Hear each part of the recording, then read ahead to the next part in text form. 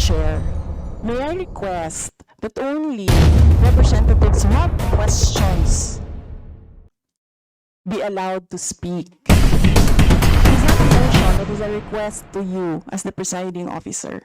Ano mang tanong ni? Yes, Madam Vice, to respond first, Madam Vice President.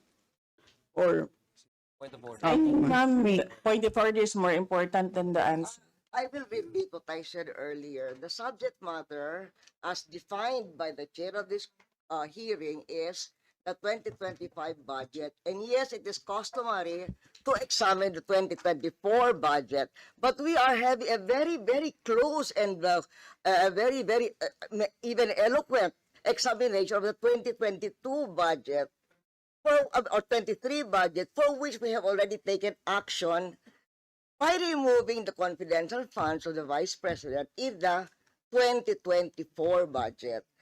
So I submit again, Madam Chair, that this is not, I mean, if we're talking about oversight, yes, there is oversight of any House committee, but not during the budget hearing of a specific year's budget.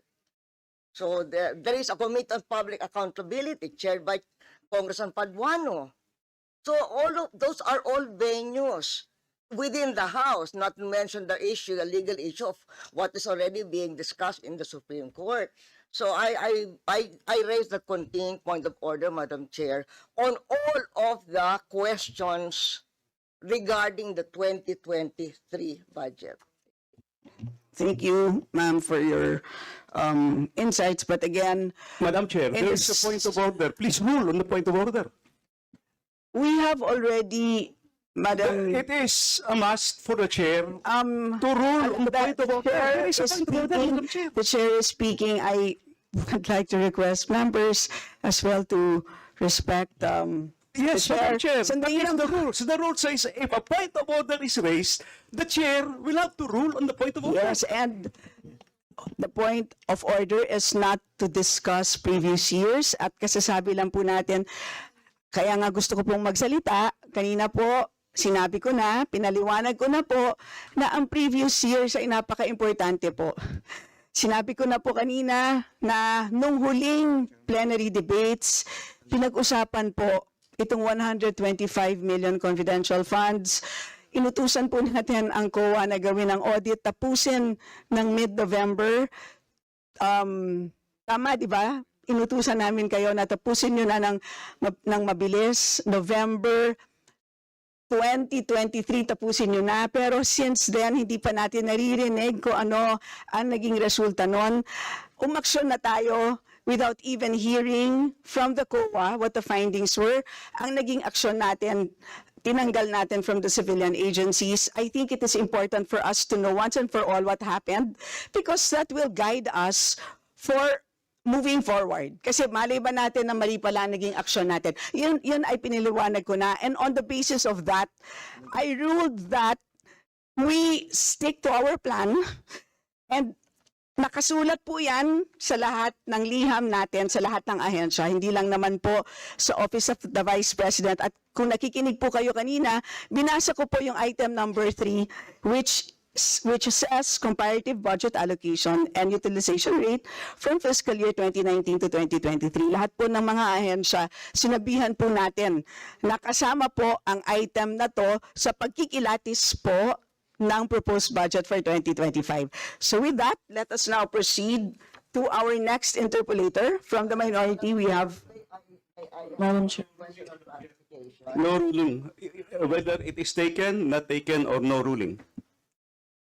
it is not taken. And I reiterate the earlier ruling, which is not taken.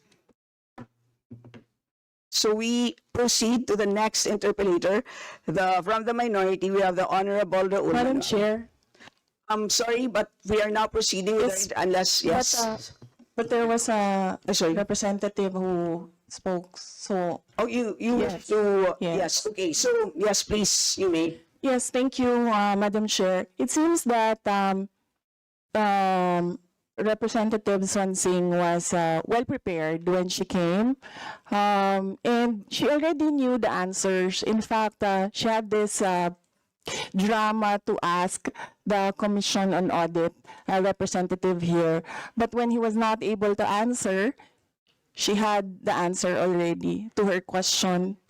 So, Madam Chair, may I request that only representatives who have questions be allowed to speak? That is not a motion, that is a request to you as the presiding officer. Yan namang tanong eh. Yes, Madam Vice President, we note your request. And with that, we move on to our, I have a question of clarification. yes, our honorable Your Loya statement, Macapagal-Arroyo, please. you quoted your letter saying that you want the utilization rate for previous years.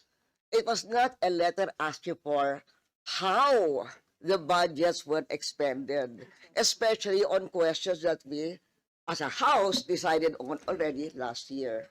Yes, Madam, it says comparative budget allocation. So that phrase is interpreted as how the fund was used. So I hope that is a sufficient explanation. And with that, we proceed to our next interpreter from the minority. We have the Honorable Raul Manuel. Thank you, Madam Chair. Madam Chair, kaya naman natin to ginagawa dahil bilang mga public officials, responsibilidad po natin ito sa taong bayan na nanonood po sa atin kung paano natin ginagastos ang pera ng taong bayan, Madam Chair. So, as to my question, since the Vice President also served as DepEd Secretary, in fact, wala po siyang separate basic salary nung siya ay DepEd Secretary, kaya actually intertwined din, no? Tumatagos yung role niya as VP and as DepEd Secretary. So I have questions, Madam Chair, dun sa confidential funds for 2023 ng Department of Education, and if the resource person would want to answer, andyan naman po yung opportunity na binubukas sa kanya ng Kamara. So Madam Chair, can we confirm from the Vice President na nag-submit ng accomplishment report sa paggamit ng DepEd confidential funds for 2023 sa Senate President at sa Speaker of the House? Madam Vice President. Madam Chair, the Office of the Vice President and the Department of Education have separate mandates. The roles of the Vice President and the Secretary of Education are not intertwined. And Madam Chair, I cannot speak for the Department of Education as I am not the Secretary anymore. Again, Madam Chair, hindi pala DepEd pala ito, no? O sige, tanong mo si DepEd yan. Honorable Manuel. Madam Chair, iba na po ang DepEd Secretary natin ngayon na hindi naman nag-request ng confidential fund. Ang nag-request po noon as the DepEd Secretary ay ang Vice President. And Madam Chair, in all agencies, lagi ini-invoke national security, pag-target din sa mga suspected na mga grupo. So yung ganong tinake on na mandato, Madam Chair, kahit originally wala naman talaga yun sa OVP tsaka DepEd, tinake on ng resource person. Well taken, ma'am. We will not discuss the budget of... Yes, I will not, hindi ko po tatanungin po yun. Ang point ko lang po dito ay as Mayor of Davao, dahil alam naman po natin, medyo matagal po siyang naging alkalde, hindi po sa kanya bago itong confidential fund. And in fact, ito po ay kumbaga normal na po dahil lahat naman po ng alkalde meron naman pong confidential fund eh. Now, susunod ko pong tanong, Madam Chair, is napansin ko po dito sa liquidation report dated January 10, 2023. Meron po ditong nakapirma sa taas po ng Sara Z. Duterte, Vice President. Gusto ko pong tanungin ng ating Vice Presidente kung ito po ba ay kanyang pirma. Sa liquidation report po ng January 10, 2023, serial number 2022-12-152.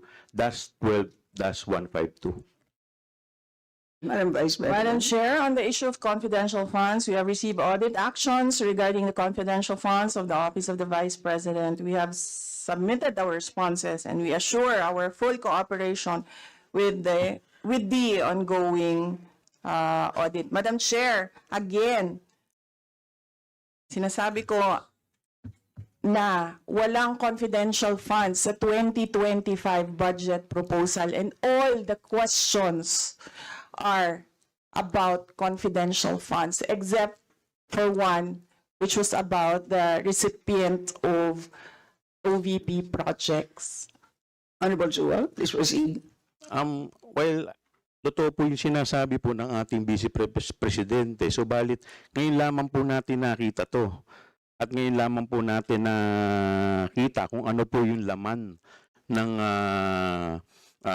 o kung paano po niya nagamit yung confidential fund. Kaya kung dati po, hindi naman natin siya matatanong dahil wala rin po tayong opportunity, dahil wala rin po tayong hawak ng mga dokumento. But it is only now, Madam Chair. Kaya nga po tinatanong po natin para at least malaman din po natin at saka konektado rin po to dahil at the end of the day, dito po natin makikita kung paano po siya gumamit ng pondo na binibigay po sa kanyang opisina.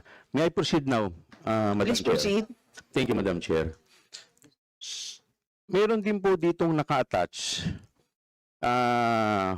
dated January 10, 2022, certification. Sa baba po dito, nakalagay po dito, attested, Sara Z. Duterte, Vice President, at sa taas po nun merong pumpirma. Do you confirm that this is your signature, Madam Vice President?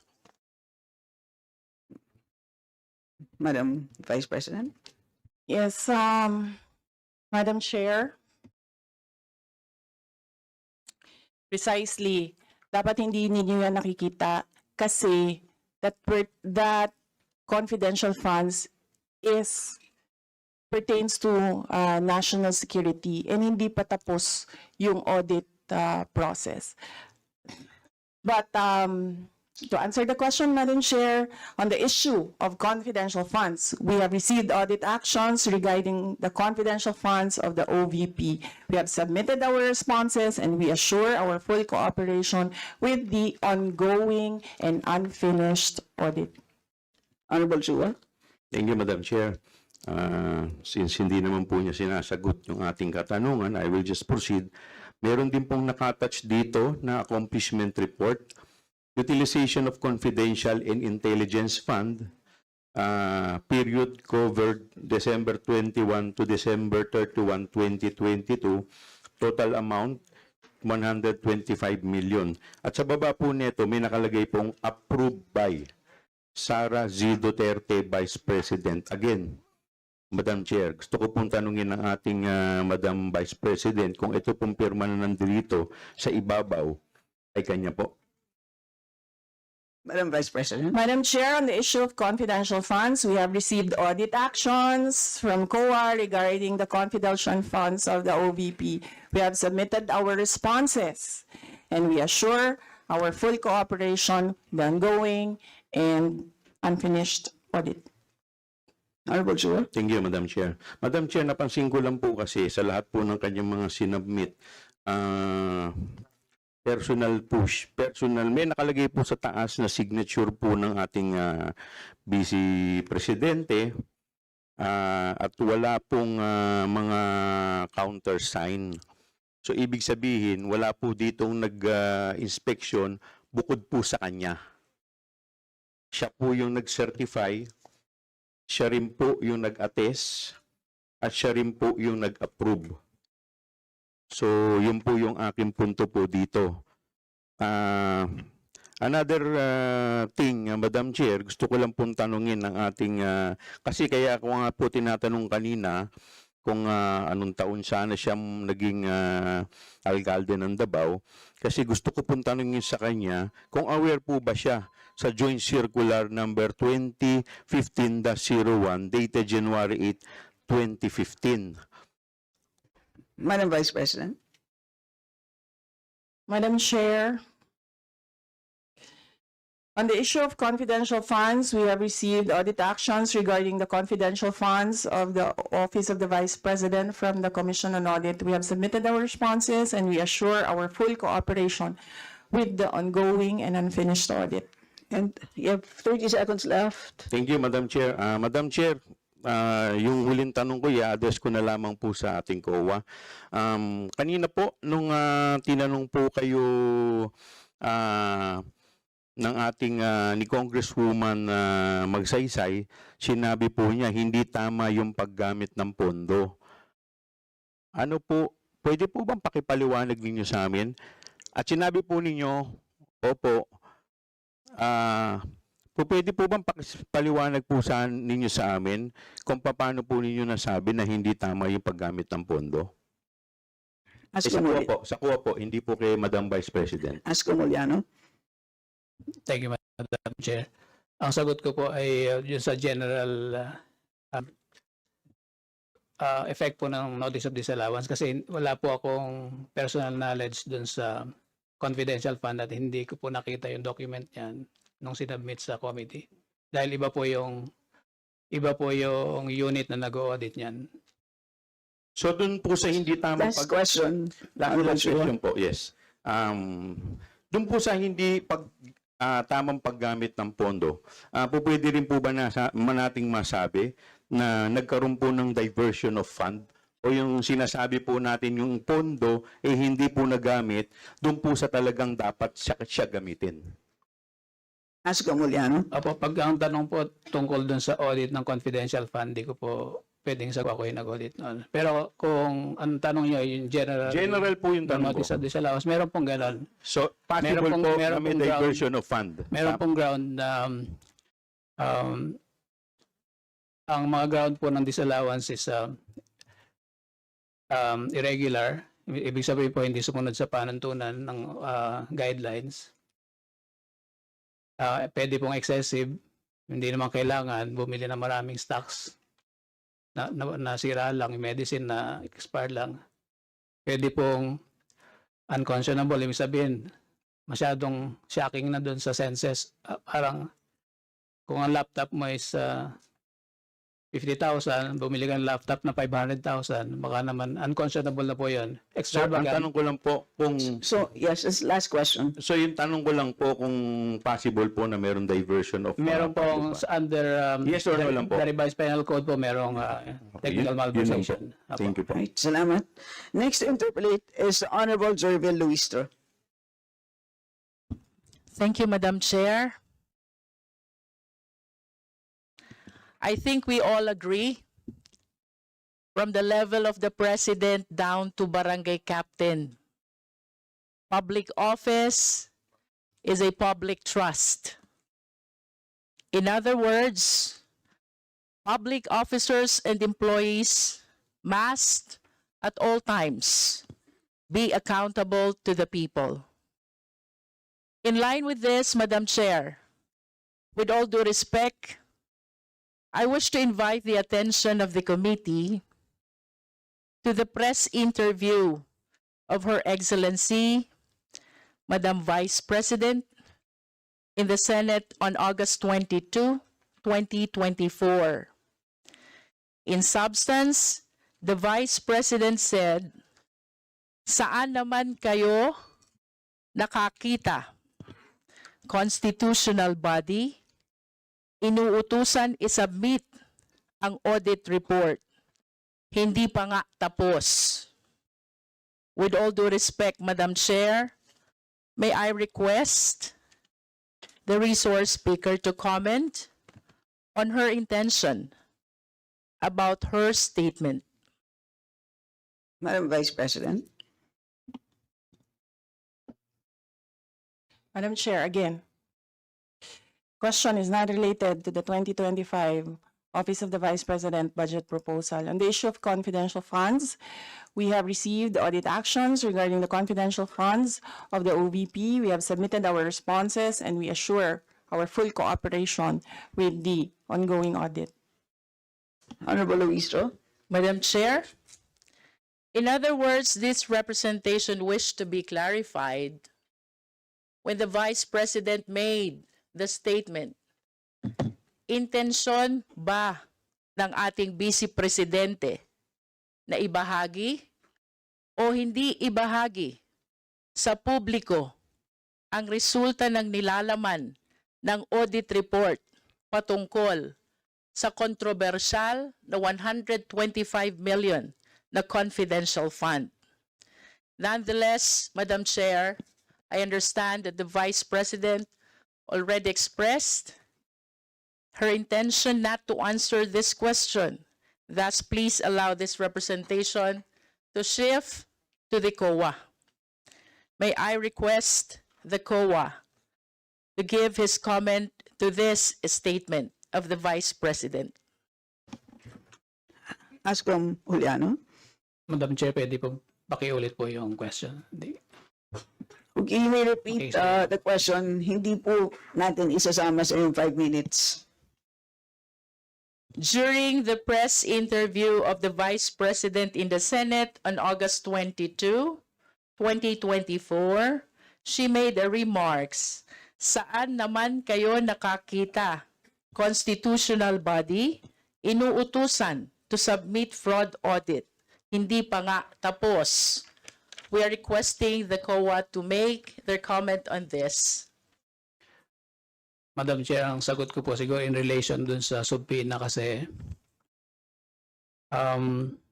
yung rationale po ng compliance namin sa subpoena, i-quote ko lang po yung yung second page po per sa sentence noong subpoena.